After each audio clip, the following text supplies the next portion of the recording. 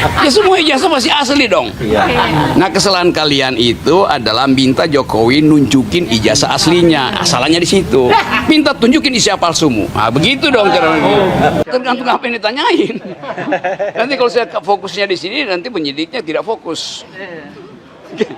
Ya kan? Oke.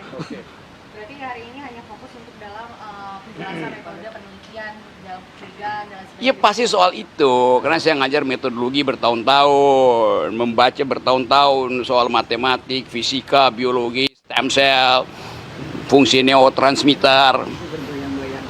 Kan gitu, saya duganya begitu yang mau ditanya. Oke, tapi metodologinya arahnya kemana nanti Bapak? Arahnya metodologi ini kemana nantinya?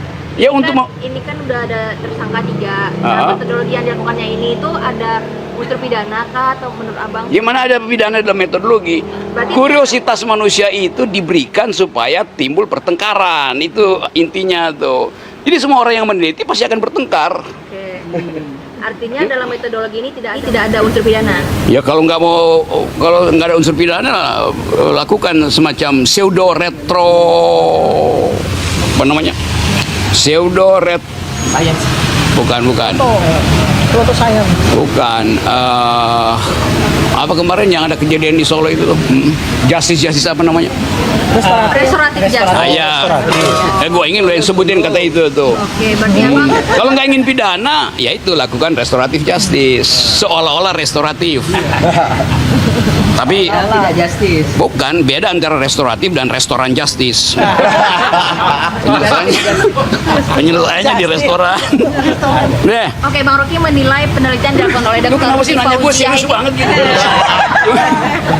Orang mau lagi di Penelitian ini Karena gimana yang menurut disangkanya pandangan Bang Rocky? serius. Penelitian terhadap dokumen ijazah ini menurut Bang Rocky seperti apa? Ya semua riset itu perlu waktu dan tidak mungkin berakhir. Riset Dr. Tifa, risetnya Rismon, risetnya Roy itu kan semua itu dimungkinkan oleh prosedur. Nah kalau prosedurnya belum selesai, ya lakukan riset. Kalau prosedurnya belum selesai, ada data baru, ya riset aja kan. Kan apa susahnya tuh? Jadi di mana pidananya di situ? Karena pidana apa kan? Gitu. Berarti hari ini bukan untuk membela dari pihak manapun, tapi sebenarnya di jalur tengah begitu. Saya mau membela bahwa ijazah itu asli, itu yang saya bela. Namun sampai saat ini Ya, asli atau bukan menurut Bang Rocky? ijazahnya asli. Asli. Jadi dibela. Iya. Tapi kalau palsu bagaimana? Ya orangnya yang palsu bukan gimana sih? Ya semua ijazah masih asli dong. Nah kesalahan kalian itu adalah minta Jokowi nunjukin ijazah aslinya, asalnya di situ. Minta tunjukin isi palsumu. Nah begitu dong caranya. Oke. Jadi ada ijazah asli dan palsu nih. Apa? Ada ijazah asli dan palsu berarti menurut Bang Rocky. Bagaimana? Ada 2 ijazah berarti menurut Bang Rocky. Yo presiden yang ada yang asli dan palsu, apalagi ijazah. Deh. Oke. Nanti setelah Nggak dapatkan lu poin gue. Poinnya menurut Bang Rocky nggak ada unsur pidana. Apa? Kurang puas sih sebenarnya soalnya. Apanya? Kurang puas. Boleh nggak sih dijelasin lagi Bung? Mas? Kurang apa? Kurang puas. Buka VPN. nggak ada sensor. Udah nyantai-nyantai aja lah ini. Kan ini peristiwa yang sudah dicicil dari 2 tahun lalu. Saya bahkan saksi ahli pertama tuh sidangnya Bang Tri kan tuh. Jadi sudah hafal itu logika kekuasaan, legal reasoningnya saya tahu itu. Dan yang sebetulnya yang mesti kita jaga jangan sampai Pak Jokowi itu autoimunnya bertambah tuh kan itu bahaya gitu kan. Nah cara supaya Pak Jokowi tenang itu mestinya dia lempar semua HP dia tuh. Pak Jokowi itu bermasalah karena tiap hari dia lihat HP. Tiap kali Pak Jokowi buka HP, muka Rismon, muka TV, muka itu bikin stres gitu. Nah, bilang pada Pak Jokowi perbanyak produksi oksitosin untuk menenangkan batin itu. Apa itu, Pak? Endorfin. Oksitosin itu hormon yang diproduksi oleh hipotalamus untuk menghasilkan rasa tenang, rasa nyaman seperti orang habis orgasme gitu. Ini ilmiah aku terangin ya coba. Dokter Iva, benar nggak? Endorfin. Oksitosin juga. Oksitosin juga. Oke. Oke, tadi kan Pokoknya kalian tanya terus sampai dia marah. Deh.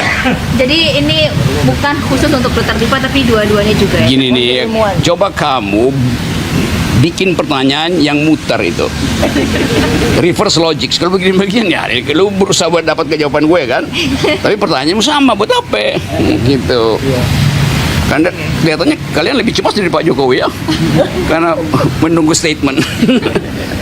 Nah, apa lagi? Belum puas lagi itu kayaknya. Statementnya aja Bang, nanti setelah dijawab. Nah ya, jadi tetap saya hanya ingin memperlihatkan, bahkan memamerkan keahlian saya di bidang meteorologi itu. Oke. Ya kan warga negara bertanya pada presiden gimana deliknya. Kan 3 orang ini bertanya, ijazahmu mana, asli apa palsu? Pertanyaan warga negara pada kepala negara harus dijawab oleh kepala negara. Kenapa? Karena kepala negara kacungnya warga negara gitu. Yang bener aja, masa gue tanya sama pembantu gue dia nggak mau jawab, yang bener aja coba. Pakai otak dong. Itu. Jangan dungu. Oke. Nah ya. Oke, siap. Dari Bang Roy aja deh, gimana tanggapan kehadiran Bang Roy hari ini? Bagus. Udah, no Rocky, no party. Udah, itu aja udah ya. Udah, cukup itu aja ya. Saya minta mungkin Dokter Tifa yang lebih spesifik. Ayo, Dok. Iya, jawaban saya sama lanjutnya. Bahwa sebetulnya yang dibutuhkan di dalam kasus ini itu adalah hormonal. Hormonal harus bekerja dengan baik. Kalau Pak Jokowi itu terlalu sering buka HP, benar. Tadi saya diskusi sama beliau tuh, itu membangkitkan kortisol terus-terusan sehingga akal sehat itu menjadi gelap. Sekarang ini yang paling penting bagi Pak Jokowi itu bukan soal ijazah. Ijazah udah jelas, udah kami jelaskan dalam buku Jokowi's White Paper. Jelas ijazah yang muncul ya tanggal 1 April 2025 itu jelas ijazah palsu. Jadi udah nggak usah dipertanyakan, apalagi dibawa sampai kepada ke hukum. Yang lebih penting sekarang adalah bagaimana Pak Jokowi itu sehat.